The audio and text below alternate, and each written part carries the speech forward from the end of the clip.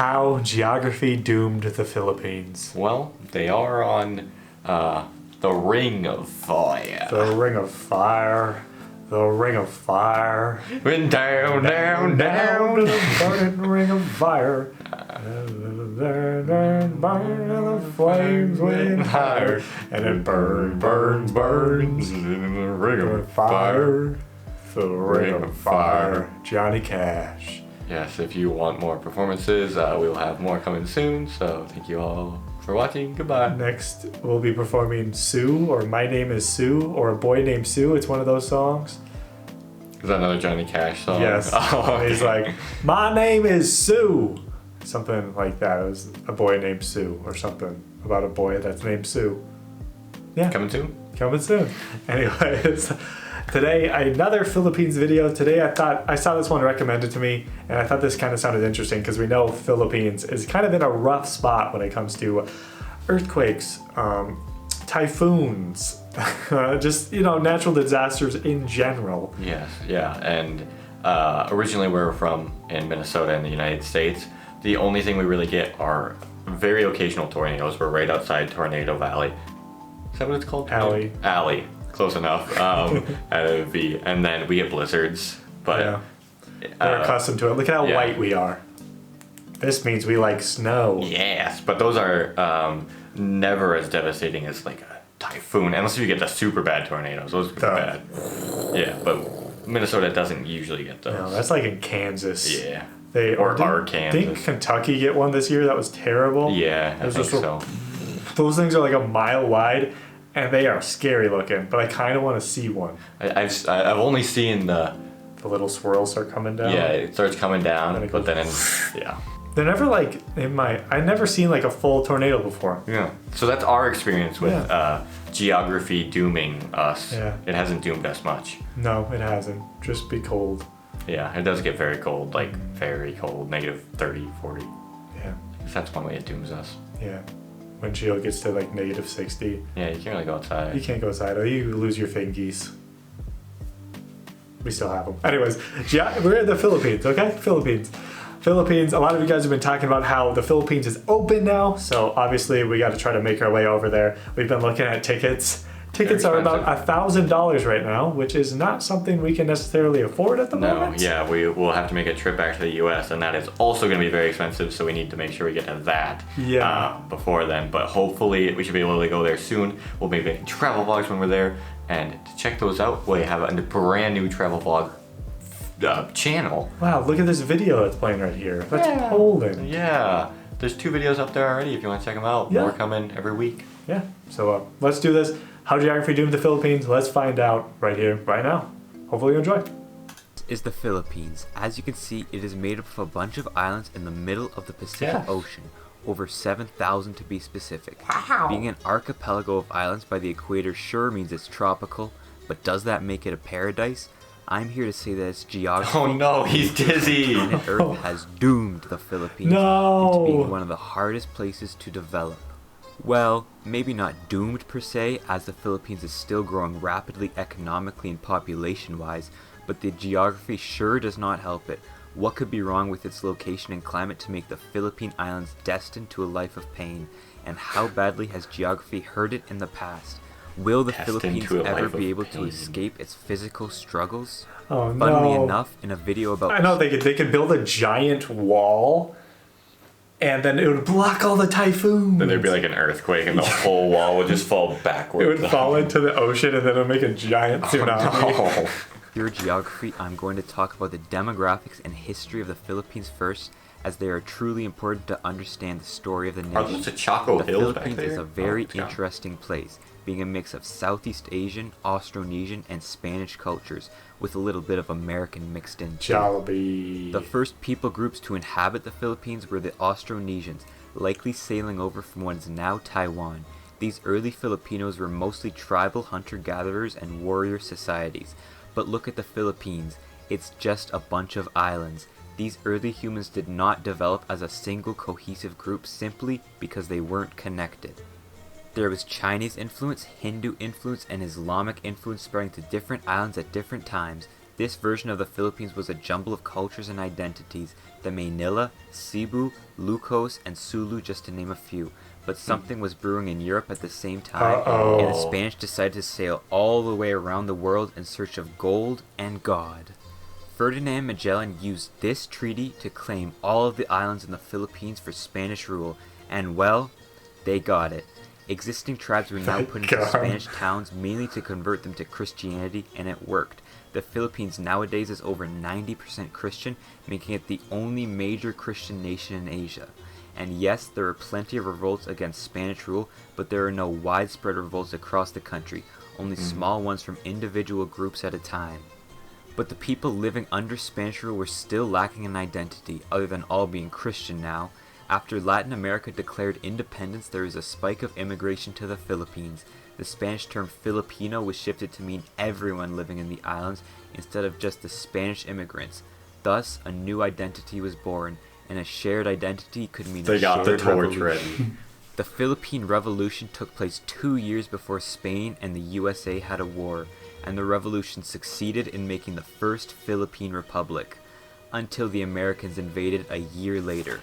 Just watched that video. Yeah, we just watched a video on that by the one and only Johnny Harris. Johnny! So go check out that reaction if you want to see our input on how the U.S. What was the title? How the U.S. stole the Philippines. Yes, so go check that out. It's a pretty interesting video. Yeah. This rule, Tagalog became the official language of the islands, furthering a shared identity. Then during World War II, the Japanese invaded, fought a war, then left. And now the Philippines was truly for the first time united and free. The post-colonial period was full of dictators, coups, and insurgencies, but nowadays it is more or less stable. For now, because as I mentioned, the geography of this land is cursed, and it's only a matter of time before it steps in. Throughout the history of the nation, I talked a lot about this shared Philippine identity. That's because the Philippines has both simultaneously a very strong identity and a very weak one. Obviously, in the modern day, under the Philippine Republic, today's residents have a shared national background. They also have a semi-shared geography and are the only real Christians in their region, so in theory the Filipino people are fairly united, but looking at their demographics shows another story. From the mishmash of various tribes and cultures, the Philippines now has over 180 ethno-linguistic groups. An ethnic map of the Philippines can show you the nature of the problem. There's a lot of different groups. Yeah. I'd be curious to see a map of the U.S. like that. Like based on like language or like. Yes. Yeah, it would be. There'd be like English, and then there'd be like Boston accent where you can't understand it. And then Spanish a little bit. Yeah, pretty much.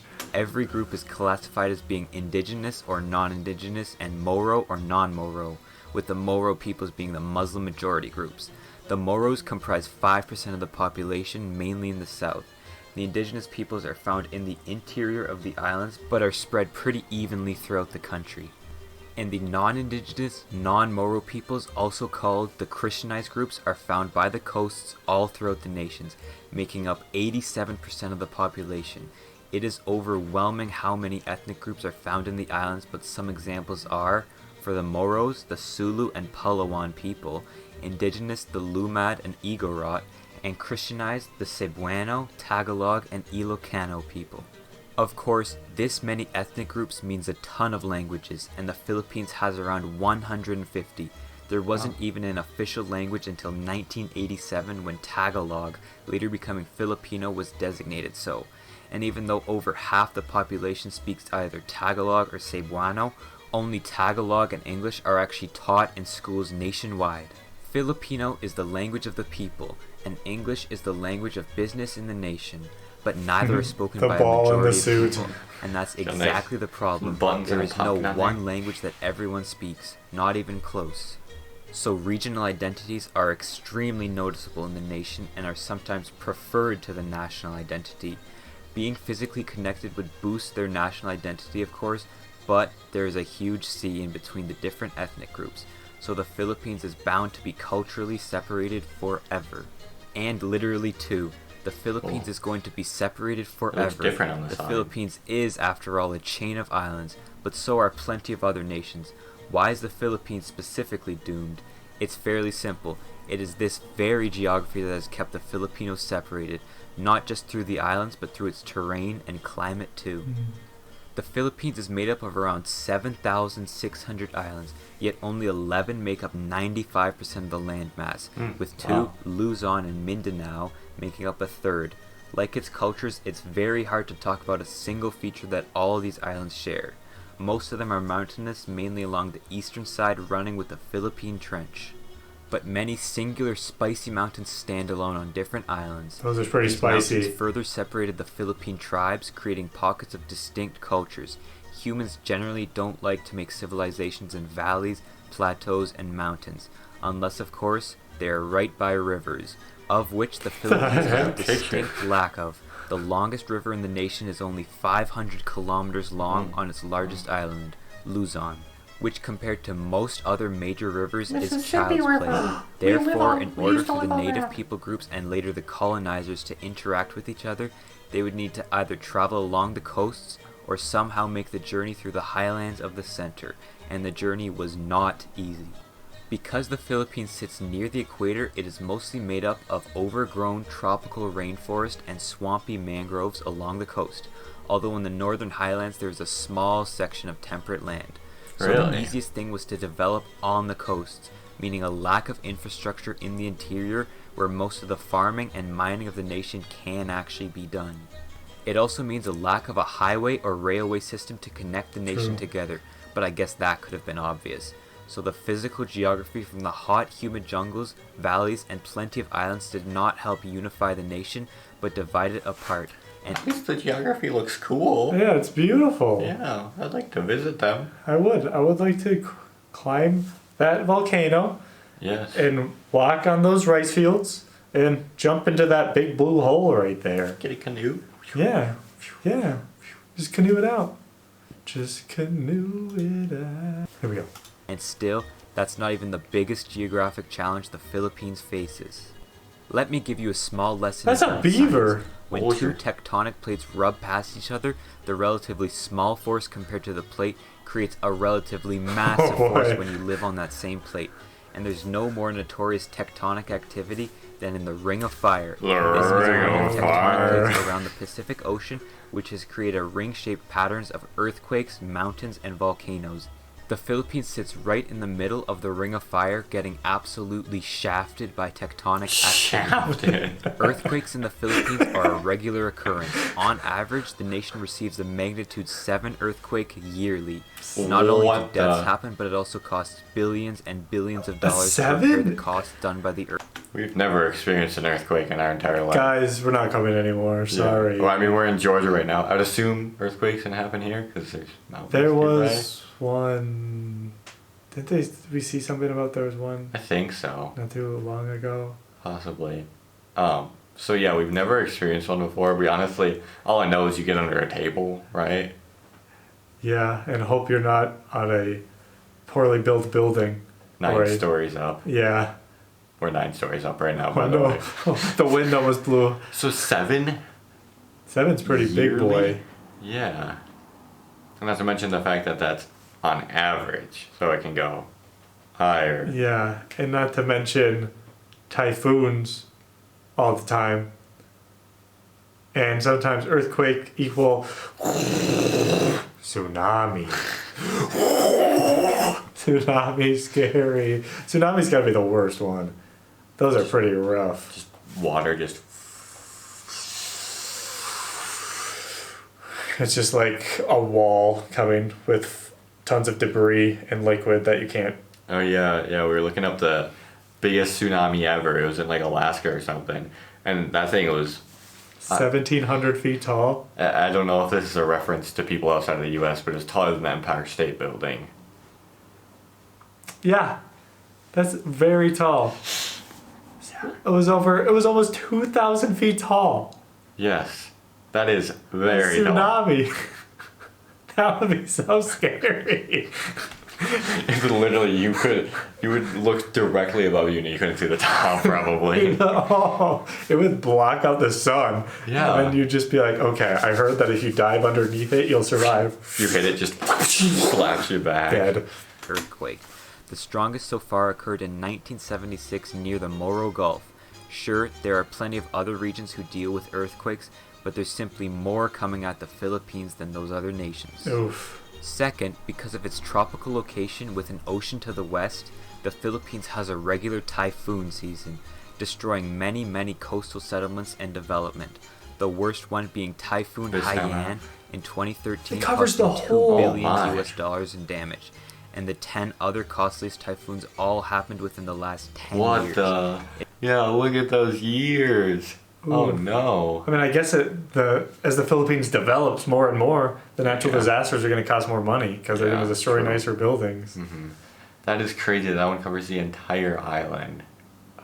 I thought Islands, I should say. I would never live in like the Caribbean or Florida or anything because they get hit by hurricanes every single year. But Philippines seems to get hit even more. Yeah. Wow. Typhoons. It is not a cheap or healthy occurrence for a nation to have to rebuild itself every year. No. The it's not. seismic activity and low-lying land also causes mudslides and flooding, destroying even more land. Jeez, that is some Forest deep fires water. rage on yearly in the Forest dense fires? rainforest, prone to lightning from the heavy rain. But hey, at least these mountains won't cause any issues. That was very loud. That was really- Volcanoes, though, are one of the Philippines' biggest threats. There have been 2 literal No, extinction events in the possum. Philippine volcanoes before humans walked on Maybe this even earth. possible. The deadliest and most infamous Oh being my the eruption of Mount gosh. Pinatubo in 1991. Oh my gosh. That cow down there does not know what's happening to him. That cow is Yak or I don't know. the cow is dead. Yeah. He didn't make it. Oh my gosh. Is that the crater It that? must be. Oof. Oh my. What's the Mount St. Helens one look like? This is like the biggest one in the U.S. Yeah. That was like a huge deal. We visited this recently. It's also pretty large. Yeah, it is pretty large. It's just a mushroom cloud. Apparently, this just covered so many places in ash. Yeah, when we went there, there was just ash all over the ground, and this was 40 years 1980. ago? Yeah. Volcanoes are scary. And we've climbed a couple of them. Yes, we have. Just from the Lahar flow alone, a mix of hot ash and mud flooding the land. There is massive destruction in the surrounding area and ash coverage which reached Thailand. And there have been hundreds of other eruptions like it throughout history. The early people groups of the Philippines were not nearly as prepared as the modern Philippines is now, so whenever a major natural disaster happened, it could have literally ended their culture. And when you live in this region, a major natural disaster is going to happen pretty often. As Yeah, the that's Earth's so climate crazy that changes they at a rapid got pace from through human that. activity, some of these major natural disasters will only happen more often. The typhoons, forest fires, Climate droughts, change. and flooding will only speed up. Luckily, earthquakes and volcanoes are fairly unaffected by climate change, which have generally been the worst disasters in Philippine history. Their main 2 issues from climate change seem to be too much water and too little water. Water is probably the most important resource on this planet, specifically fresh water. All the food we eat needs water to be produced. Currently, the Philippines has a dry season and a wet season. In the future, there will only be a drier dry and wetter wet season. Oh man. During the dry season, where 1/3 of the Filipino population works in agriculture, water will be scarce, with droughts predicted to ravage the nation. But during the wet season, it's expected that extreme rainfall in the north and center will essentially flash flood many settlements. What There will be the- extreme days with less than 2.5 millimeters of rain, and some with over 300 millimeters of rain. Temperatures Whoa. will also rise around 3 degrees, making some days reach 35 degrees in the Philippines, where the average temperature is already around 26 degrees and stays relatively the same annually. It's crazy. I mean, the island nations are gonna get destroyed by climate change. Not to mention if the water keeps rising and rising, some of those islands are just gonna be gone. Yeah, and a lot of the islands tend to be around the equator, which is where it's going to be warmer, and where they also have a lot of the equatorial countries just have the rainy and the dry season. So then you're going to get the polar opposites. You're going to get the, oh no, we don't have enough water. Oh no, we do have water. The hurricanes are going to get bigger. Fires are going to get hotter.